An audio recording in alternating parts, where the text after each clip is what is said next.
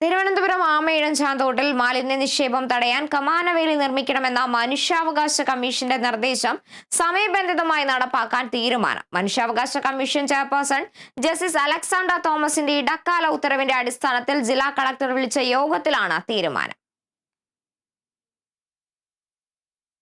മഴക്കാലത്തൊഴുകിയെത്തുന്ന വെള്ളം ഉൾക്കൊള്ളാൻ ആമയിഴഞ്ചാൻ തോടിന് കഴിയാത്തതിനാൽ കനാലിന്റെ വീതി കൂട്ടണമെന്ന ആവശ്യം ഉയർന്നിരുന്നു. നടപടികൾ പലതുണ്ടായിട്ടും മാലിന്യ നിക്ഷേപം തടയാനും കഴിഞ്ഞിരുന്നില്ല. തുടർന്നാണ് കമാനവേലി നിർമ്മിക്കണമെന്ന് മനുഷ്യാവകാശ കമ്മീഷൻ നിർദ്ദേശിച്ചത്. കമാനവേലി സ്ഥാപിക്കുന്ന ജോലികൾ സമയബന്ധിതമായി പൂർത്തിയാക്കാൻ ജില്ലാ കലക്ടർ വിളിച്ചു ചേർത്ത വിവിധ വകുപ്പ് അധ്യക്ഷന്മാരുടെ യോഗത്തിൽ തീരുമാനമെടുത്തു.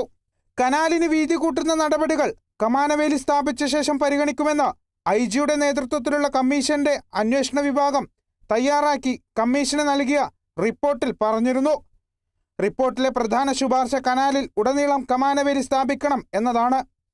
കനാൽ കയ്യേറി നടത്തിയ അനധികൃത നിർമ്മാണം തിരിച്ചുപിടിക്കണമെന്ന ശുപാർശയും വേലി നിർമ്മാണം പൂർത്തിയായാൽ ഉടൻ ആരംഭിക്കുമെന്നും റിപ്പോർട്ടിൽ വ്യക്തമാക്കുന്നു. റിപ്പോർട്ടിലെ ശുപാർശകൾ പൂർണ്ണമായും നടപ്പിലാക്കാൻ മനുഷ്യാവകാശ കമ്മീഷൻ തിരുവനന്തപുരം ജില്ലാ കളക്ടർക്ക് നിർദ്ദേശം നൽകിയിരുന്നു. തുടർന്നാണ് യോഗം വിളിച്ചു ചേർത്ത് തീരുമാനം കൈക്കൊണ്ടത്.